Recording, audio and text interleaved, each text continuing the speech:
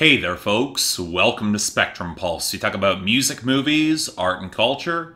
And today we're going to be talking about the newest album from Objekt called Cocoon Crush. So let's be honest, the vast majority of you don't remember when I reviewed Objekt last time. It's one of my least seen reviews, and considering how rarely I cover electronic music, that is saying something. And you know what? Objekt is obscure even by those standards. A German artist with the real name TJ Hertz that I found going through a Pitchfork deep dive. And given that my exposure to electronic music has been somewhat backwards in comparison with how one is supposed to experience a genre, I started in the experimental stuff and worked my way towards conventionality. I still found it a little bit surprising how much I wound up liking that debut album Flatland in 2014. Now, I'd struggle to call it great. Objekt might have an uncanny grasp of balancing out industrial malfunction with ambient tendencies, but he tended to avoid a real melodic core, which meant engaging with his work was a little bit tricky. I tended to admire his albums more than outright loving them. But you know what? It was a fascinating listen all the same, and one that I did find myself revisiting whenever I was craving some darker techno, which wasn't often, sure, but it was there. So to hear buzz about Cocoon Crush, Objekt's follow-up this year, which was reportedly changing tactics for more of an organic sound palette that was richer in melody, well, it's not like there wasn't precedent for this. The mechanical elements of Flatland always had the sparking warmth of metal that experienced some real use, only further accentuated by the ghostly atmospherics, so I had reason to believe this could be a potent step in the right direction. So alright, what do we get with Objekt's Cocoon Crush? So here's the quandary with an album like this one. It would be very easy to put a project like this on the trailing edge, and indeed I was tempted to. It's a decidedly weird, off-kilter electronic album, which is much easier to admire than outright love, like his debut. I mean, it's easier to embrace than Flatland, but also more prickly and alien. The sort of grainy, glitchy, yet oddly organic and striking project that gets into your skin in a funny way, and yet it's hard to directly describe it. It builds off elements of Flatland,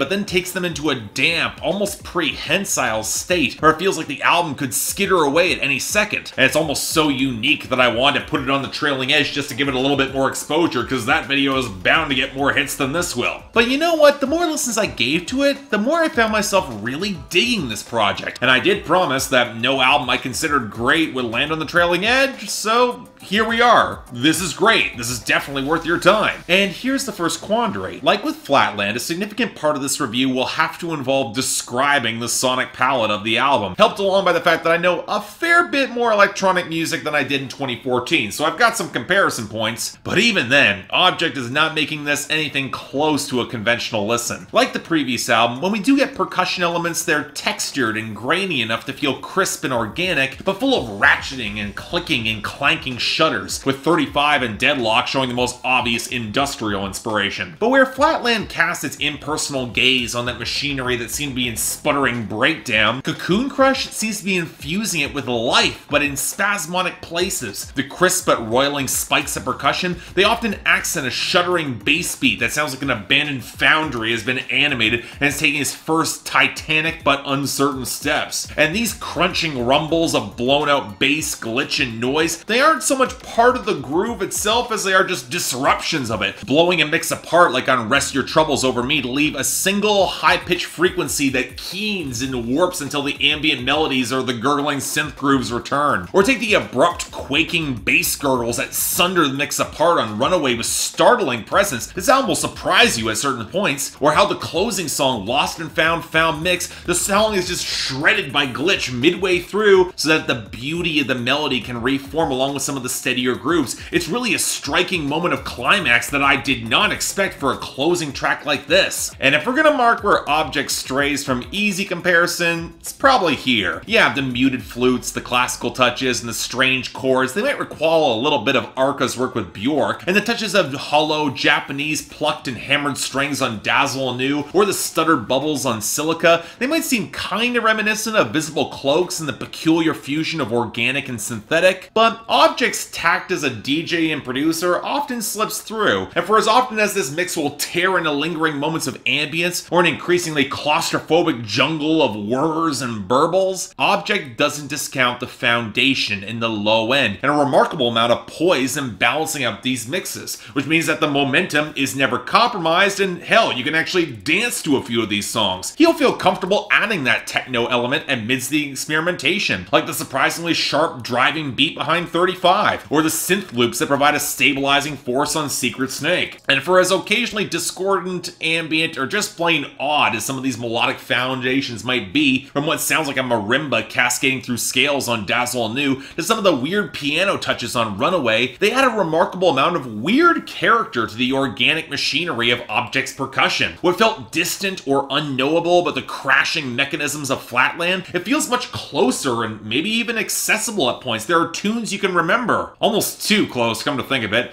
like the creeping dread of insects or spiders of all sizes crawling around you. But you know what? Dread isn't really the right word here. It's almost more benign, where like nature it'll move and coexist without the listener really caring, and where quaking machinery must adapt to a new, more organic paradigm as the verdigris slices through. And as with a lot of the weirder side of this sort of electronic music, it's kind of hard for me to pick out missteps when it feels this cohesive of a whole, but you know what, I could make a case for a few. For one, there are traces of recognizable vocals that break out on 35. Honestly, to keep some of the more naturalistic framing, I probably would have skipped including them altogether, as I'm not sure they do enough to aid any sort of thematic arc. But while Objekt has said this album focuses on themes of human interaction and complex moods and sometimes turbulent personal experience, you'd be forgiven for not picking up on that. I mean, if he's getting that human interaction demands subtlety, can frequently be uncomfortable or creepy in strange ways, and above all else, you're existing in a larger, uncaring, but mostly benign world around you, yeah, I can see that, but really it's kind of symbolic and oblique at best. Beyond that, there are a couple passages I didn't quite like all the way through. Another Knot feels overstuffed for its very short runtime and never quite pays off the abortive crescendos that it tries. Some of the melodic cacophony on Dazzle Anew didn't quite click as much as I was hoping, and for as much as I was hoping the burbling cracks of silica would crystallize into some form of more stable melody, it didn't quite land off the stumbling groove, and yet wasn't quite creepy enough like Nervous Silk to really connect for me in that lane. But as a whole,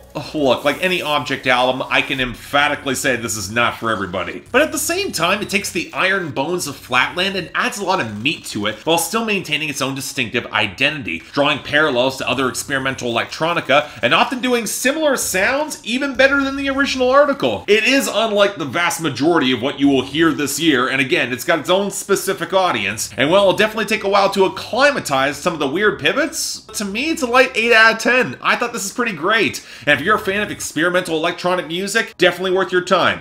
Check this out, deserves more attention. So yeah, thanks a lot for watching. If you'd like to like and subscribe, I'd be more than grateful. I know this is kind of a weird sort of album, but hey, if you're into this sort of thing, definitely check it out. Links to buy or stream are down there below. And the fans, the poll's up there. I'm curious where you guys fall on this, because it is a bit of a departure in sound from the last album, but it does have its own distinctive lane.